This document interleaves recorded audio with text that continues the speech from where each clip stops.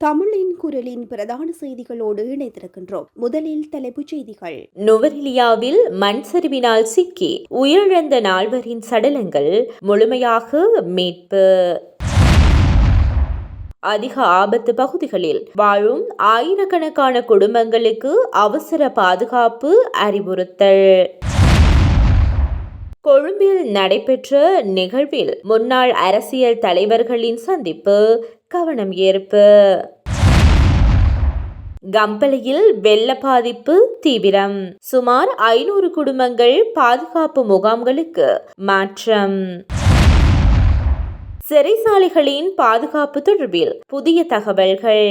கூடுதல் நடவடிக்கைகள் தீவிரம். நீதிமன்ற வழக்குகள் விரைவுபடுத்த எதிர்க்கட்சி புதிய யோசனை.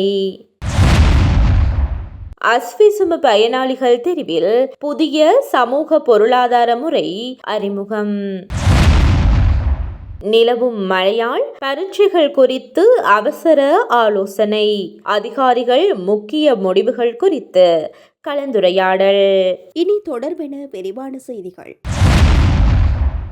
நுவரெலியா மாவட்டத்தின் பொல்பிட்டிய போலீஸ் பிரிவிற்குட்பட்ட மொரஹேனகம பகுதியில் ஏற்பட்ட மண்சரிவு விபத்தில் காணாமல் போயிருந்த 4 சடலங்களும் மீட்கப்பட்டுள்ளதாக போலீசார் தெரிவித்துள்ளனர்.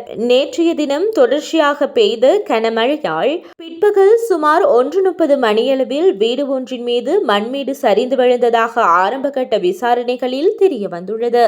சம்பவத்தின் போது அந்த வீட்டில் 3 பெண்களும் 1 ஆணும் இருந்ததாக போலீசார் குறிப்பிட்டுள்ளனர். மீட்பு பணிகள் இராணுவத்தினரும் போலீசாரும் மற்றும் பிரதேச மக்களும் இணைந்து முன்னெடுத்துள்ளனர். முதலில் ஒரு பெண்ணின் சடலம் மீட்கப்பட்ட நிலையில் பின்னர் இரவு நேரத்தில் மேற்கொள்ளப்பட்ட தேடுதல் நடவடிக்கைகளின் மூலம் மேலும் 3 சடலங்களும் கண்டுபிடிக்கப்பட்டுள்ளன. உயிரிழந்த அனைவரும் மாத்தளை பகுதியைச் சேர்ந்தவர்கள் என்றும் உறவினர் ஒருவரின் வீட்டிற்கு வருகை தந்திருந்த போது இந்த துயர சம்பவம் இடம்பெற்றிருந்ததாக தகவல்கள் தெரிவிக்கின்றன. மீட்கப்பட்ட சடலங்கள் பிரேத பரிசோதனைக்காக நாவலப்பிட்டி மாவட்ட பொது வைத்தியசாலையில் சட்ட மருத்துவ அதிகாரியிடம் ஒப்படைக்கப்பட்டுள்ளன. சம்பவம் தொடர்பான மேலதிக விசாரணைகளை பொல்பிட்டிய போலீசார் தொடர்ந்தும் மேற்கொண்டு வருகின்றனர்.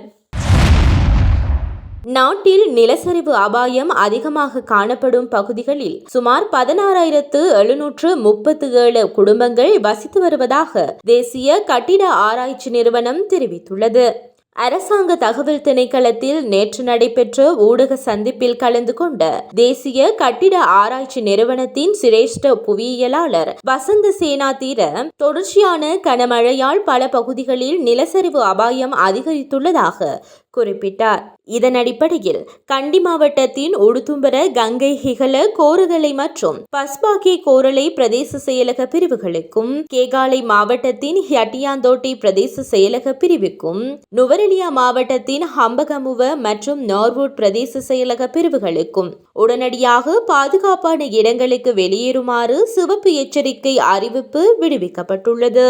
முன்னர் நிலச்சரிவு ஏற்பட்ட பகுதிகளிலும் மலைச்சரிவு அபாயம் காணப்படும் இடங்களிலும் தற்போதைய மழையால் மீண்டும் ஆபத்து உருவாகும் சாத்தியம் இருப்பதாக அவர் தெரிவித்துள்ளார். மேலும் மலைச்சரிவுகளுக்கு அருகில் வசிப்பவர்கள், பாறை சரிவுகள் மற்றும் நீர்வழிகளின் ஓரங்களில் குடியிருப்போர் மிகுந்த அவதானத்துடன் இருக்க வேண்டும் என அறிவுறுத்தப்பட்டுள்ளது.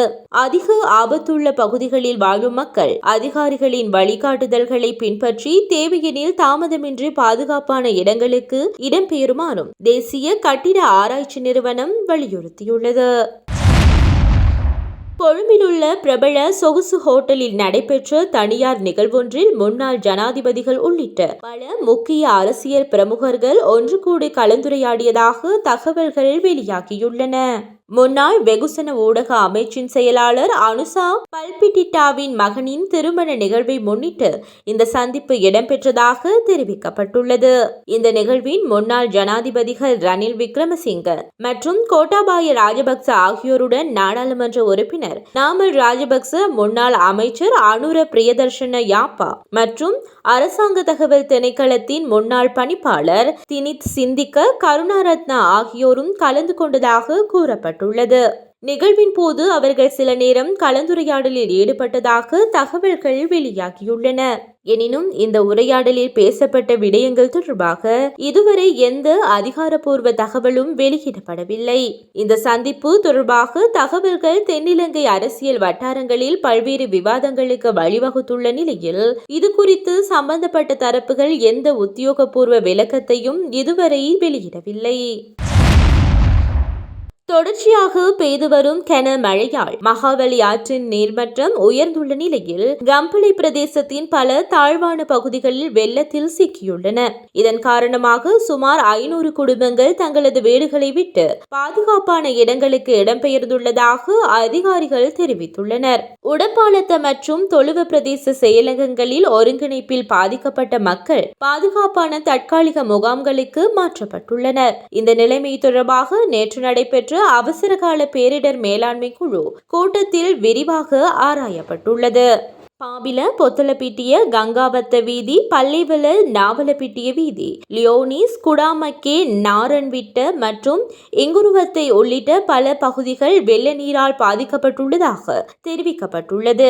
இடம்பெயர்ந்த குடும்பங்கள் கம்பளை கேட் மஸ்ஜித், கஹத்துப்பிட்டிய ஜேம்ஹா மஸ்ஜித் மற்றும் பொத்தலப்பிட்டிய கங்கா திலக்க விகாரை ஆகிய இடங்களில் அமைக்கப்பட்டுள்ள தற்காலிக நிவாரண முகாம்களில் தங்க வைக்கப்பட்டுள்ளனர்.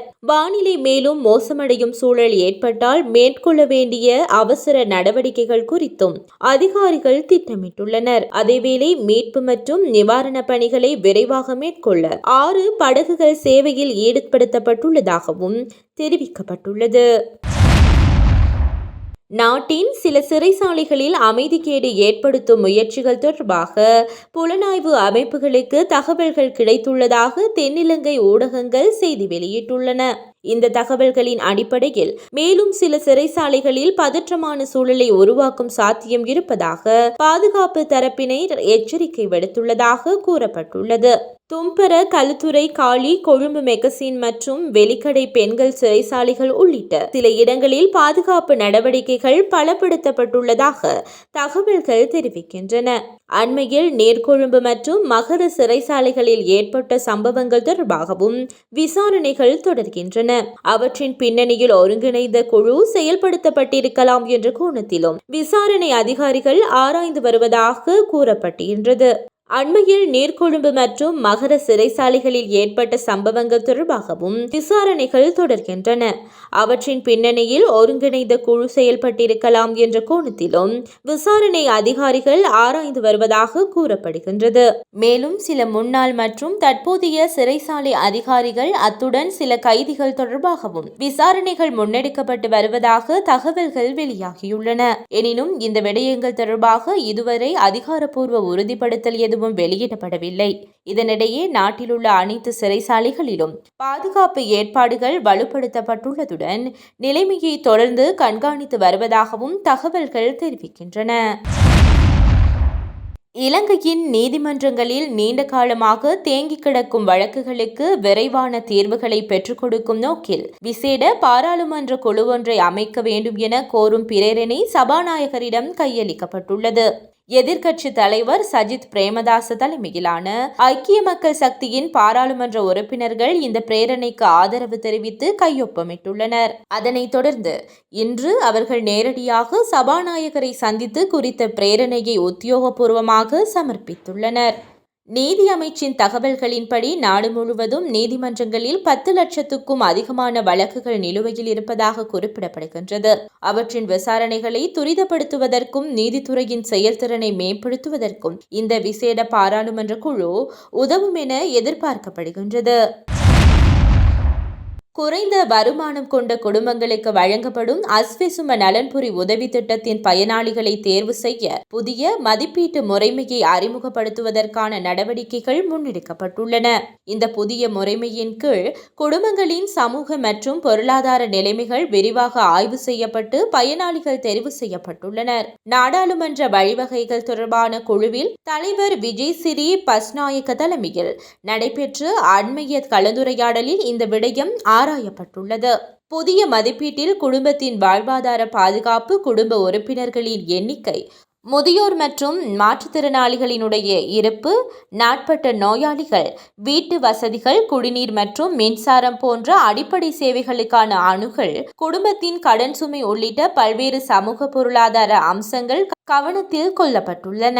தற்போது நடைமுறையில் உள்ள பயனாளிகள் தெரிவு முறையில் காணப்படும் குறைபாடுகளை சரி செய்யும் நோக்கில் ஏற்கனவே பயன்படுத்தப்படும் அளவுகோல்களை மறுபரிசீலனை செய்ய அதிகாரிகளுக்கு அறிவுறுத்தப்பட்டுள்ளதாக தெரிவிக்கப்பட்டுள்ளது. நிபுணர் குழுவின் பரிந்துரைகளின் அடிப்படையில் வடிவமைக்கப்பட்டுள்ள இந்த புதிய முறைமையின் செயல்திறனை மதிப்பிடும் வகையில் தேர்ந்தெடுக்கப்பட்ட சில மாவட்டங்களில் முன்னோடி திட்டம் நடைமுறைப்படுத்தப்பட்டுள்ளது. இந்த முன்னோடி திட்டத்தை ஆரம்பிப்பதற்கு நாடாளுமன்ற வழிவகைகள் தொடர்பான குழு அனுமதி வழங்கியுள்ளதுடன் அதன் முடிவுகளின் அடிப்படையில் எதிர்கால நடவடிக்கைகள் தீர்மானிக்கப்படும் என தெரிவிக்கப்பட்டுள்ளது. நாட்டில் நிலவி வரும் சீரற்ற காலநிலை காரணமாக எதிர்வரும் தரம் 5 புலமை பரிசில் பரீட்சை மற்றும் கல்வி பொதுதராதர உயர்தர பரீட்சைகளை தடையின்றி நடத்துவது தொடர்பாக விசேட ஆலோசனை கூட்டம் நடத்த தீர்மானிக்கப்பட்டுள்ளது. இந்த கலந்துரையாடலில் வளிமண்டலவியல் திணைக்களம், அனர்த்த முகாமைத்துவ மத்திய நிலையம் மற்றும் பரீட்சைகள் திணைக்களத்தின் அதிகாரிகள் பங்கேற்க உள்ளனர். பரீட்சை காலத்தில் உருவாகக்கூடிய வானிலை சவால்கள் மற்றும் அவற்றை சமாளிக்கும் நடவடிக்கைகள் குறித்து விரிவாக ஆராயப்பட உள்ளதாக தெரிவிக்கப்பட்டுள்ளது.